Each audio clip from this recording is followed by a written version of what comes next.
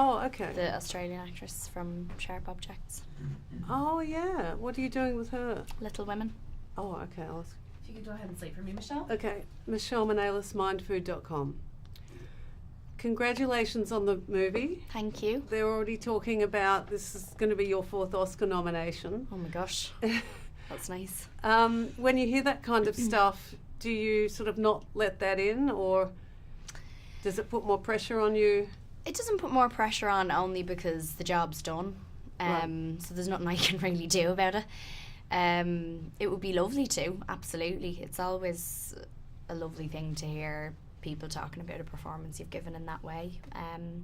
So yeah, you kind of have to just think of it as that it's just a really nice thing, and if it comes to anything, then great. But even if not, the fact that your work is being spoken about in that way is lovely. So what was the major challenge in this role? You're in so much of it. Yeah. Luckily, I guess you didn't have to put on all the makeup and the prosthetics that Margot did.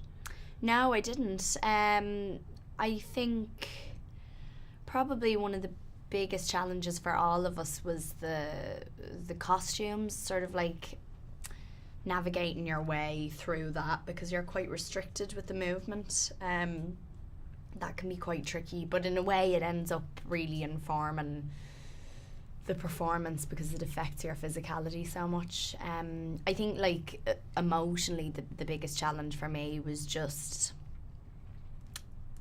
trying to look past the Queen and really trying to figure out who this person was and who this girl was and who she was when she was alone and in her private chambers, and when she was with her four Marys, and what the difference was between the real her and the public her. So so I think at a certain point I needed to just sort of focus on that, and one of the things that really helped me with that was working with the choreographer Wayne McGregor, who we worked with on the film, because he just sort of got me out of my head. So. And you're working with another Australian soon, Eliza Scanlon, in Little Women. I am, yeah, I'm working with her now. So what roles do you both play, and can you talk a bit about that? Sure, yeah, I play Jo March and she plays Beth, and she is wonderful and I absolutely adore her. She's completely different to what she's playing, to what she played in Sharp Objects.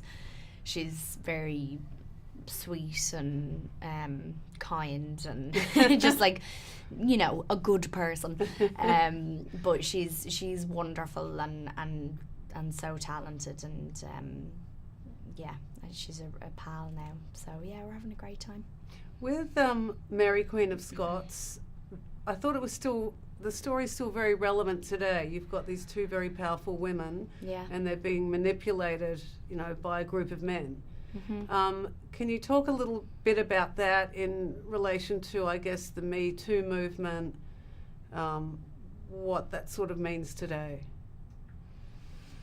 I mean, I feel like the Me Too movement is very much a revolutionary group of women. I don't feel like they're necessarily being manipulated by any man or anything like that. I think what it shows, I guess, how it relates to the story in the film is that something really incredible can be accomplished when people of the same sex come together, because there's a deep understanding of a shared experience, and that's something that Mary and Elizabeth are trying to create themselves.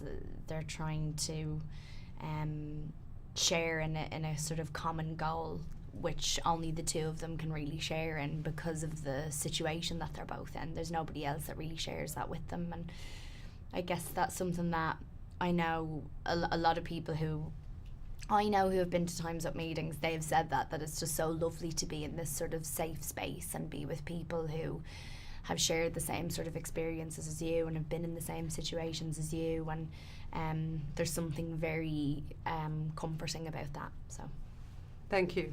Thank you. All right, thank you, Michelle. Thanks.